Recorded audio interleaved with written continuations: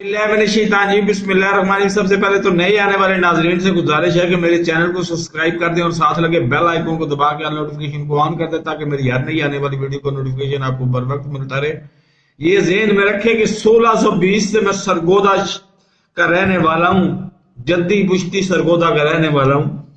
लेकिन मैनू भी बड़ा वट सी इन्हां ते कि इन्होंने 4-5 दिन पहले उस कुकड़ी शहजादे ते ओदी की कहंदे ने फफे कुट्टण मरियम नवाज वास्ते फुटबाल ग्राउंड दी दीवारां ही तोड़ दित्तियां सन। हुण इन्हां नूं पीटीआई दे कारकुनां नूं सालम इंटरचेंज ते रोक लिया गया। ते सरगोदे दी हमारी बदकिस्मती है, हमारी बदबख्ती है, हमारे लिए शर्मिंदगी का बायस है। हम हमेशा लोटों के साथ होते हैं। आमिर सुल्तान चीमा कौन है?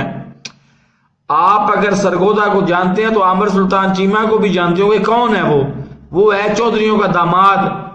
उसकी मिसेज गुजरात से आके हमारे ऊपर हुक्मरानी करती रही है 3 साल। वो जिला काउंसिल की चेयरमैन रही है इधर। तो वो पीटीआई का मतलब एमपीए बन गया, एमएनए बन गया था। तो हाँ, मैं अपने बारे में अपनी बेइज्जती खुद कर रहा हूं। हाँ, मैं लोटे और हम गुलाम पसंद लोग हैं। शुक्र अल्हम्दुलिल्लाह कि अगर चंद लोग पहुंचे हैं सालम इंटरचेंज पर तो हमने भी कोई ना कोई मतलब ना कुछ पर्दा रख लिया है।